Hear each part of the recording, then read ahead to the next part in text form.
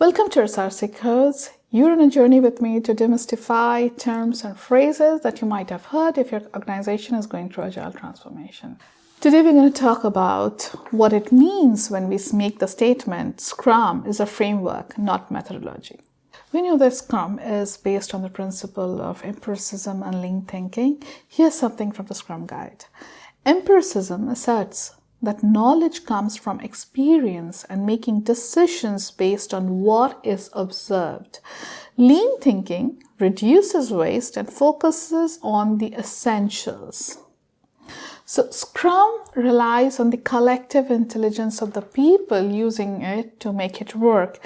Instead of listing a sequence or mandatory steps and procedures, when you do that, there is an inherent expectations that I followed the steps, so it should work. I did the mandatory, I met all the mandatory criteria that was listed out for me, so the project should be a success. That is not the case. Hence, we say that it is not a methodology, it's just a framework. For example, Scrum has no specific guidelines on what sort of documentations we should maintain. Neither does it specify what would be the form of deliverable being delivered by the Scrum team. Scrum encourages people to observe, inspect, learn, adapt, and adjust their actions so that they are able to meet the product goal.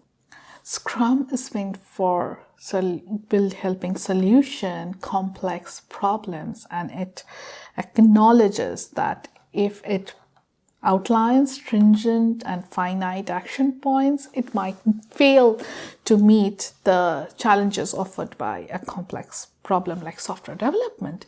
So hence there is a lot that is unsaid by Scrum Framework, and it is up to us to understand the framework and what it entails and use it to our advantage to meet the ultimate product goal.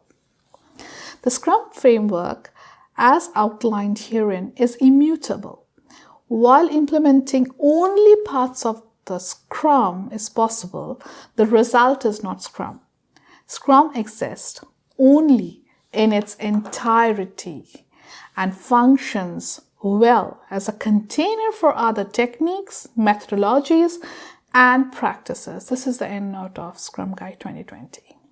This means Scrums need to be implemented in its entirety, and leaving out parts, reimagining roles, creating new accountabilities, interpreting terms differently than how it's outlined on Scrum Guide would mean that problems would remain hidden.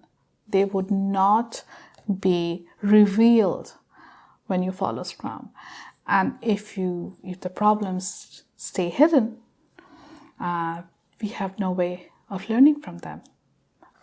So even though the team would be operating as a Scrum team and following all the rules and the events and the practices outlined in Scrum Guide, by leaving out important parts and reimagining roles, we might just end up in a situation where it doesn't work for us.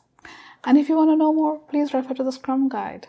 Thank you for watching the video. If you did enjoy or learn something useful, please don't forget to hit like and subscribe. And if you want to follow us on this journey further, hit the bell icon so that you are notified as soon as I post the next video.